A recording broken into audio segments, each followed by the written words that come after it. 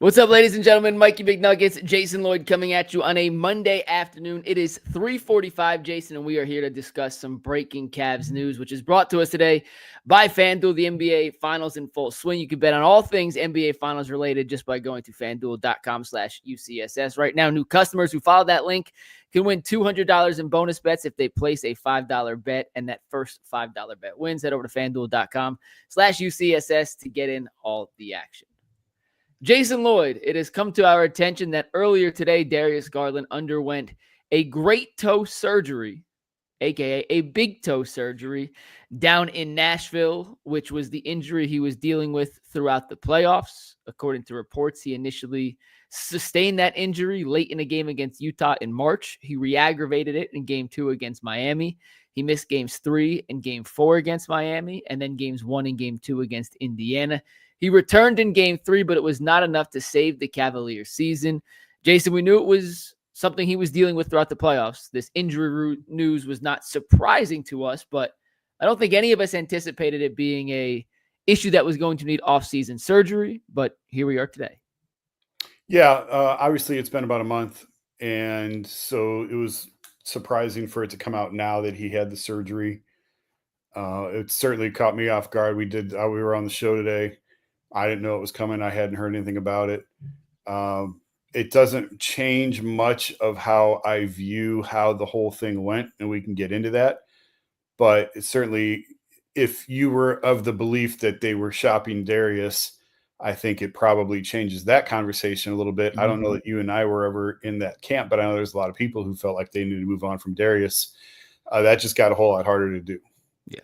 So I talked to one person between when the news came out and right now from the Cavs organization, and it seems like, at least according to the one person who I talked to, that the plan was not for Darius to get surgery. They wanted to just give him time off, basically continue to stay off your feet, Darius, and this thing should heal naturally. A month later, they came back, checked in on it. He was still undergoing some pain and was in some discomfort, and they decided at that point, enough time. Let us get surgery. Let's be the final remedy, basically. If it's not going to heal on its own, let's go in there and actually fix it ourselves. So they went in. They did that today. The surgery was performed by a doctor in Nashville. Darius is obviously from Nashville. It was operated on and then worked collectively on with doctors from the Cleveland Clinic and doctors up here. So a full procedure that the Cavs were on board with. The timeline came out, though, that Jason, he might miss 4 to 5 months of basketball activity. 4 months from today, Jason, is October 8th. 5 months from today is November 8th. The preseason begins in the beginning of October. The regular season begins on October 21st. So if that 5-month timeline is accurate, 5 months from today is November 8th, which is about 3 weeks after the regular season starts. So that could put Darius in line to miss some of the early portion of the 2025-2026 season. I'm not quite sure the exact procedure or surgery he went under. And I am not a doctor by any means, but it does seem crazy that like 4 to 5 months for a big toe surgery is the rehab time. Like that, to me, it just sounds crazy. It may be perfectly rational. It is actually kind of the standard. Is it? Yeah, because I poked around a little bit. And the one I was trying to remember was Mahomes. And they gave Mahomes the exact same recovery. Now, did he have the same procedure as Darius? I don't know. I have no idea. But Mahomes had the same. He actually hurt it against the Browns. He had the turf toe injury against the Browns, never missed a game. And after the Super Bowl, right after the Super Bowl, he had surgery to repair the toe. And the recovery, the initial timeline to recover was 4 to 5 months for him. And then I found where he said in June, about 4 months out, he said he thinks that he could play in a game if there were a game that day. Now, it's easy to say that in June when you know damn well there's no game that day. But so that is sort of the it's not that outrageous for the timeline to be 4 to 5 months. I felt the same thing when the news broke on the show. I'm like, wow, that seems like a long time. And then when you dig into it a little bit more, it really isn't. I did find another one that the recovery time was shorter, like 10 to 12 weeks. So obviously it depends on what you have done in terms of the recovery. But I don't think it's that unprecedented to have this type of lengthy recovery. Yeah, we'll see. I mean, every person heals at a different rate. Every person, doesn't recover on the same timeline. for anyone who said Darius was too small, not strong enough, well, he's got 4 months to 5 months to be off his feet and lift weights and eat a lot of junk food and protein and put on some weight. So if that was your biggest Darius critique, there's no better time. Honest to God, I'm not trying to joke about this, Jason. There's no better time in his entire career to be able to actually put on some upper body size and strength than right now if he's unable to work out, do cardio. Like last year, Darius got, and last year being the 23-24 season, Darius suffered the jaw injury, couldn't eat, lost all that weight. This is the opposite. Darius's mouth is fine. He can eat anything, everything he wants. Get with the nutrition team, get with the nutritionist, put yourself on a meal plan to try and put on 10, 15 pounds of muscle if possible, because it's a lot easier to pack on muscle, Jason, when you can't go burn 3,000 calories in a basketball workout every morning. Yeah, you want it to be good weight, obviously. Yeah. So that's the only So I say get with a nutritionist and not with some of the people on me. UCSS. Don't get with me. Yeah. It won't be good weight. Nice way of saying it. But no, continue. Sorry. Continue. No, I was just gonna say I don't, if he misses the start of the season, I don't think it's that big of a deal. He's gonna miss all of training camp, obviously. If this timeline holds. Again, Mahomes came back ahead of schedule. He was ahead of schedule the whole time. Who knows? But even if he misses training camp, preseason, all that, I really don't think it's that big of a deal. Certainly, you would think even with a slow ramp-up period, by December, he should be fine, and that's more than enough time for what they need for the season out of him. Yeah, before we get into how this impacts his trade value, that was the point I wanted to hammer home. Missing the first couple of weeks of the season is basically irrelevant. It sucks. You want everyone there for 82 games. That's not a realistic expectation. I don't want to go as far as Bull, who says the regular season is meaningless start to finish. It is not meaningless start to finish. However, what you do in October, November, and December doesn't have a whole big impact on what you do in March, April, and May. The Indiana Pacers, Jason, who remind me, are they still playing right now? The Pacers? I believe they are. They started the season 10-15. Like, you can start off slow. You can go through your warts early. It's all about playing your best basketball at the end of April and into May, which Indiana clearly is doing. Cleveland was clearly unable to do. Cleveland peaked that 15-0 start. Like, that was the best stretch of basketball. And trust me, as someone who works and wanted to be covering the NBA Finals right now, Jason, I much would have traded a 15-0 start for a 15-0 run towards the end of the season, getting ready for the playoffs. So if they miss the first few games come the 25-26 season, who gives a rat's ass? It doesn't matter. They will be fine in the long term. But it is going to be a weird little confliction, not confliction, a weird little dynamic, because if Darius isn't there, and we'll talk about trades in a sec, but for the sake of this, let's say they run it back. Evan's usage rate better go sky high without Darius in the court. And then Darius is going to have to figure out, how do I work myself back into that without taking away from Evan? Because you and I have agreed since the Stone Age that for this team to reach its pinnacle, it has to be the Evan Mobley is our best player show. And he has to be more involved in the offensive end and in the actions, especially come playoff time.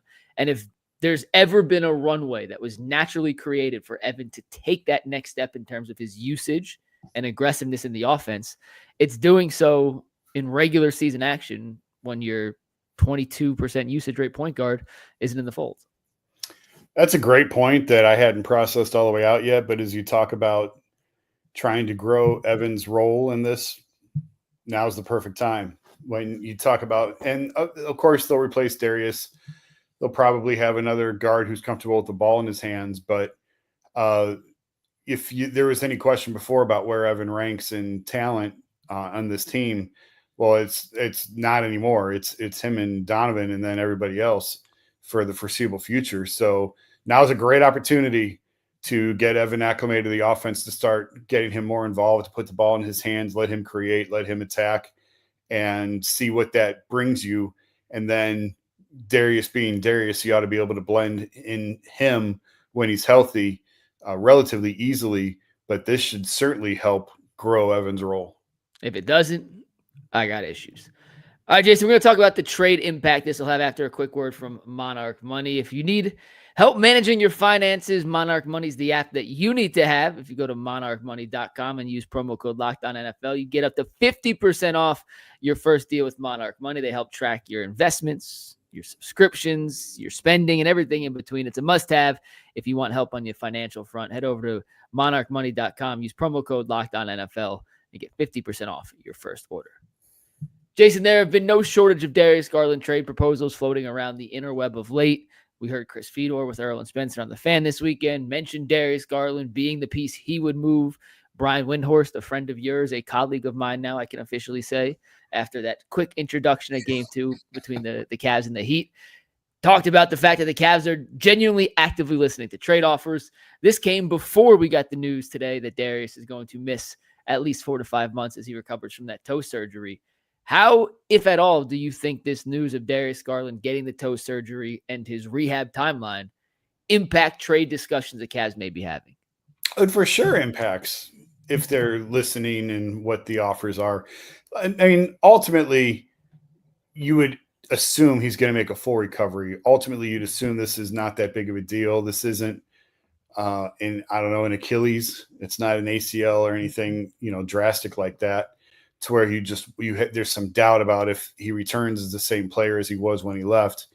The recovery rate on this is pretty good. He's going to be the same dude on the other side of this, but there's still that sort of lingering doubt and unknown. And if you're another team, are you anxious to trade for a guy who you're not going to get your hands on till November now? And, you can say it's not that big of a deal for the Cavs to lose him for the start of the season because they know who he is and there's comfort level within the system and the offense and what they run and everything else. But if you're a team bringing him in, yeah, you want to see what it looks like and you want to get him in for all of the preseason and that. So it's at the end of the show today, I said, I don't think this makes him untradeable, but certainly it has an impact on the conversations around him. And not to mention, if you had questions about his durability before, well, another surgery sort of adds to it a little bit more.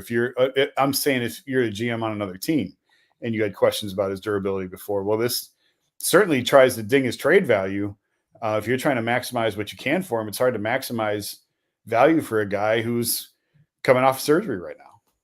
Yeah, I'm not going to pretend to be a hypocrite. When we did our Darius Garland trade proposals last week, I put one in there with DeJounte Murray from New Orleans, who had an Achilles surgery in February. So he was going to miss a little more than it looks like Darius is going to miss to start the season. But I was like, I don't want to incorporate a guy coming off an Achilles who's never played with any of these guys before on a contending team. It's not a rebuilding team where you have this long leeway. Like, you got to kind of get these guys running. So if Darius were to be traded to a contending team that would look at Darius in the same light I was looking at DeJounte, it's tough to bring a guy in at that sense. You want him to be able to go through training camp. Sure, you can learn on the fly, but I'll use DeAndre Hunter for an example. When the Cavs traded for Hunter, I believe they got 3 practices together as a team in the second half of the season due to the road trips, not wanting to overtax guys. Well, your point guard kind of has to get more than 3 practices in. And if he's not even going to be able to start basketball activities till early November, whatever the timeline may be, you're missing out on all of training camp. You practice much less during the regular season. Is it a death sentence? No. Like, he's still tradable 100%, Jason.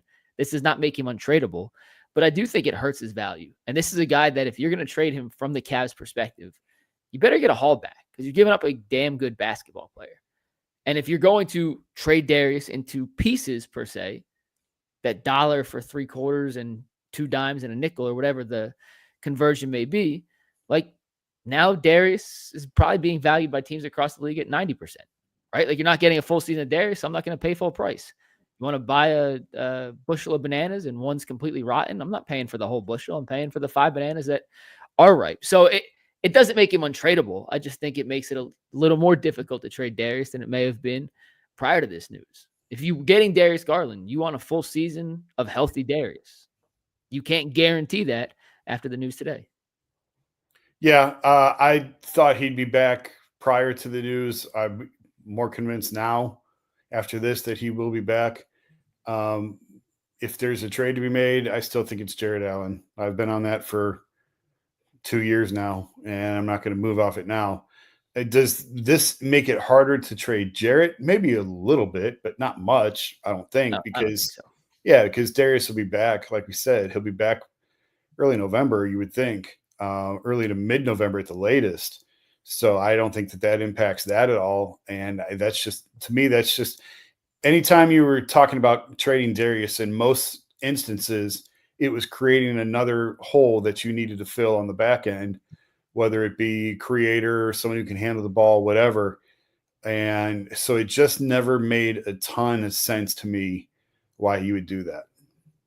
Yeah, and with Darius too, like if you're losing Darius, you have to get a playmaker back. Regardless of how much you Yeah. expect Evan to step into that role, you still need a playmaker back. The Cavs Yeah. lacked enough playmakers in the playoffs last year to beat Indiana's defense. Like that, it came down to, in its most basic form, Indiana said beat us one-on-one, and the Cavs had Donovan Mitchell on one leg trying to do that, and no one else who can. Jared Allen is still the piece to move. If you were going to make a trade, I'll die on the hill. It should be Jared Allen. The only way this Darius news impacts that, in my opinion, Jason, is maybe you change your demands, not your demands. Maybe it changes your wants and what you could get back for a Jared Allen. Maybe you want a guy with a little more playmaking and ball creation just because you are slightly hesitant Darius doesn't come back 100% healthy. But at the end of the day, if the Cavs are going to turn one of their core four into pieces, I think Jared Allen's not only the easiest guy to do it, he's the most logical guy to do it. And I think it's a lot easier. I said this on the show the other day. I don't think you were there. It's a lot easier to turn 50 cents into 2 quarters than it is to turn $1 into 2 quarters, 3 dimes, 2 nickels, 3 pennies, and then I would just throw away the last 4 cents or 3 cents, whatever the math is. Like Jared Allen for 2 pieces, I can talk myself into. The Darius for a bunch of pieces that don't equal the whole, I'm not as on board with, but that's the only way I see this injury news impacting the Jared Allen trade discussions. I'm with you. All right, let's get to our last part of this here, Jason. And the last part of our show today is brought to us by Buckeye State Credit Union. They are the new financial friend you didn't know you needed until right now. It's a local institution offering everything from checking accounts to home equity lines of credit and auto loans with some of the lowest rates in Northeast Ohio. The Cleveland branch is in Shaker Heights, which is one of 5 locations across the state, making it easy to find one near you. Can't get to a branch? No problem. They make banking simple through digital banking. What sets them apart? Well, they make banking personal and convenient at Buckeye.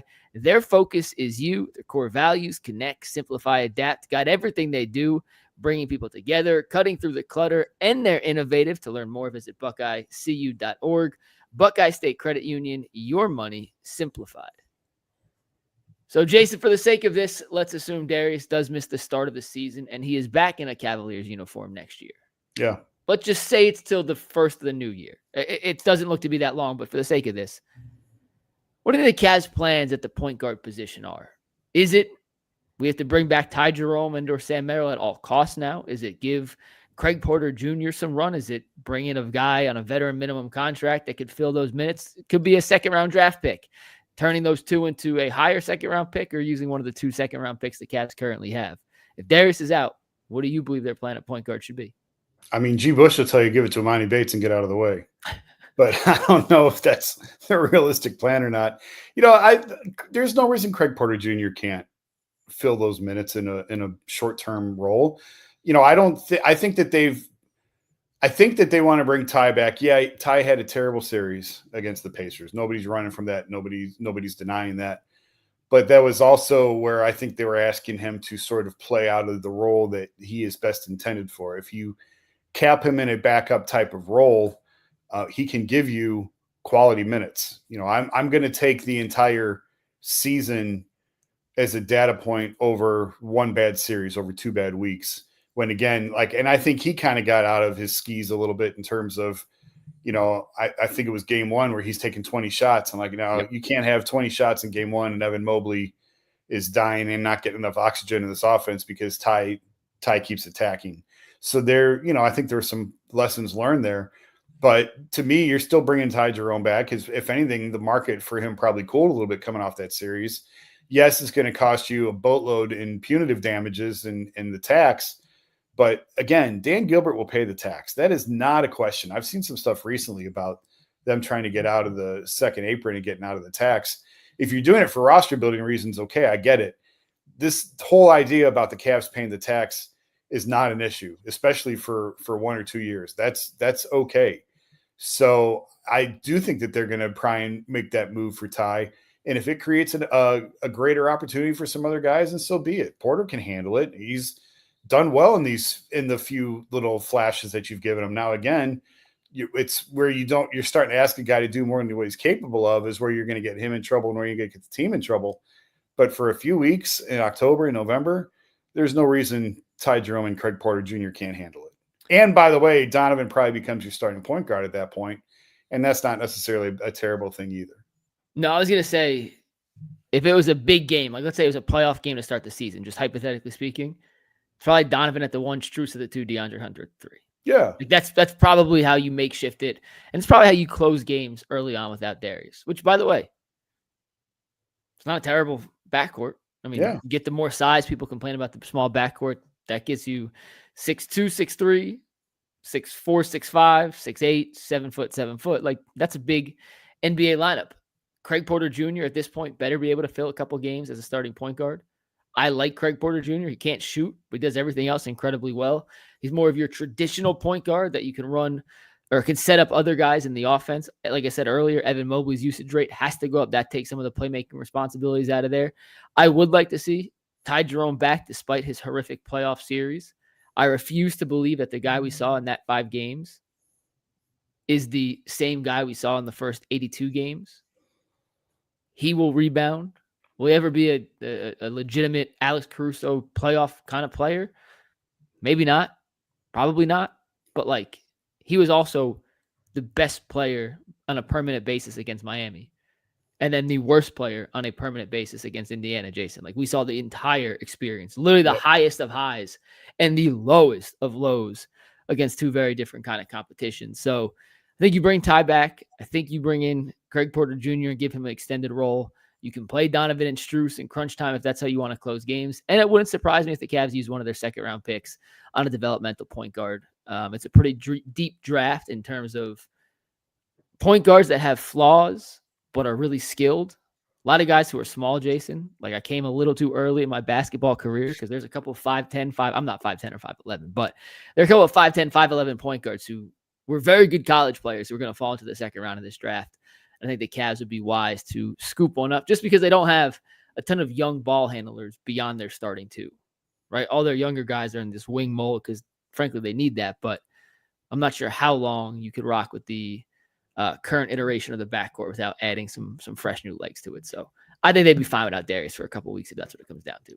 And I'm just wondering, we're going to touch on this real quick. Does this, because I know this is going to be a talking point now, does this change the way you view the injury and how the season ended with Darius? And for me, it really doesn't. I've mentioned this on the show a couple times. When you boil this whole thing down to about the toughness and everything else, it really comes down to game 2 against Indiana. The whole argument, the whole debate, because nobody complained when he sat against Miami. You thought, yeah, that's good. Set him until you need him, and you're not going to need him to beat the Heat, so get him off his feet, let him rest as much as possible. Didn't really have an issue with him missing game 1 against Indiana because, again, rest until you need them. Nobody thought they would lose that game. You feel pretty good about opening the series at home when you're coming off the season that they are. And then when you lose game 1, I left the locker room kind of under the assumption he was going to play game 2. I was surprised he did not play game 2. I know a lot of other people were surprised. Talk about the text I got. You heard former players going in on these guys for missing game 2. And then he's back out there for game 3. So really the whole debate comes down to, would you feel differently about Darius and this whole thing had he played game 2 and they still lost the game? Everything else plays out the same. And I think that people would probably feel differently had he suited up for game 2. But, again, I'll go back to Mahomes. Mahomes had a similar injury. Again, I don't know if it's identical or not. Mahomes had a similar injury, never missed a game, and then had surgery after the Super Bowl. Now, he wasn't himself. He wasn't playing to the same level that he was. Go back and look at that Super Bowl against the Bucs. But he was out there. Didn't hardly miss practice time and never missed a week. And he was able to gut through it and play through it. Nobody's questioning how much pain he was in. Yes. Ask anyone who's played in the NFL, NBA about turf toe injuries. I think Dustin, I wasn't on that day, but I know Dustin was on talking about it. Yeah. Yeah. It's an awful thing to play through, and you don't think much about it because it's a toe. But at the same time, like, this is what is expected of these guys at this level. And you can get mad at me for saying it. You can make all excuses you want. When former players are coming out and telling you got to be out there and you got to be available and you got to play through this stuff, that's them saying it, not me. But really, it comes down to game 2. I just find it fascinating that one game, if he plays one game and they lose, he didn't have to play well, but if he doesn't play well, they lose the game. I think a lot of this smoke never exists. Yeah, this injury or this surgery report changes nothing how I view Darius Garland. Nothing.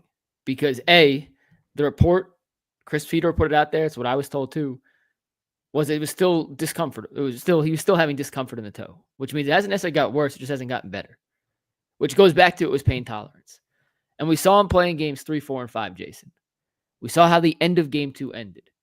Let's say Darius was able to give you 15 minutes in game 2. Well, guess what? Maybe that's 3 more minutes of rest for Donovan Mitchell, 2 more minutes of rest for Sam Maryland, 2 more minutes of rest for Isaac Okoro.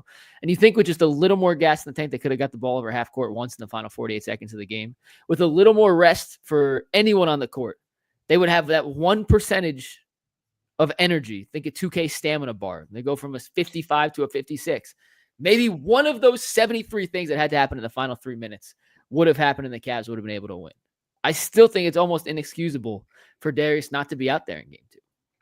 I'm sorry. Like, I understand it was a pain thing. Jason, you said before the series started, I'd sit them till they lose. Once they lose, we kind of need Darius. Yeah. They lost game 1. They for damn sure needed Darius in game 2. And if it was a pain tolerance thing, I still would have liked to see him out there. I'm sure he was in a great deal of pain. We saw him look decent at spurts. We saw him look terrible at spurts in games 3, 4, and 5. But all I know is if you have Darius Garland in game 2, even if he's not good Darius Garland, him being on the court changes how Indiana has to guard you, and it gives other guys little spurts of rest, so maybe they're not completely gassed in the final minute of that game where it was one of the worst collapses I've ever seen. It was inexcusable, in my opinion, for those 3 guys, frankly, not just Darius, but for Evan, DeAndre, and Darius, all to look at each other and be like, yeah, we're not playing this game. I'm sorry. Once I heard the road tripping guy said it, I can't change my mindset. Jason, I cannot erase that out of my mind. I'm with you. I agree. And we'll never know what would have been different had he played game 2. Who knows if he could have continued on. Had they advanced, had they beaten Indiana in advance, who knows if he could have made it all the way through the rest of the playoffs or not. I mean, they'd still be playing today. Yeah. All right, Jason, we're going to wrap it up on this. We don't have any super chats, but I saw one comment that I wanted to ask you about, okay? Yeah. This comes from Michael Malone, who says, McNuggets, Garland is a below-average point guard in the playoffs who is consistently hurt. His value is not what you think it is. So I want to ask you, if his value isn't even what we think it is, Jason, and let's play along with Michael's comment. You want to trade Darius for like the 6th, 7th, and 8th guy on a bad team? Like, is that what you're trying to indicate? What do people think they would get back for Darius if his value isn't as high as you and I are looking at? Yeah, no, obviously you're not going to trade him. You're trying to maximize value in trades and not trade for money off. And if you don't view him as a high quality player, then what are you expecting to get back? I look at it more as if you're making a move, that type of move, you think you're a pretty good team and you're trying to get one piece to go over the top. And most of those pretty good teams already have pretty good point guards. So it makes it for kind of a tough fit where I think you could come up with a list of contenders or teams that think they're contenders who need a 7-foot big more than they need a 6-foot point guard. Then when the point guard makes twice as much as the big. That's the logic I use, at least. You and I are right aligned, Jason. If someone's got to go, first one out the door has got to be Jared Allen. That's going to wrap it up for this impromptu Ultimate Cavalier stream. We got 3 reads in, Jason, 3 topics, and some update to Darius Garland and his injured great toe, which, by the way, it's a big toe. Let's stop calling it a big toe. No one has ever called it a great toe in the history of the human race until this injury. So let's scrap it. It's a big toe. We all know what we're talking about. Big toe's great again. Make big toes great again. All right. Jason has to go. He's going to be at the Guards game tonight. Jason, we'll see you back on UCSS on Thursday. For the rest of y'all, we'll see you tomorrow. Peace.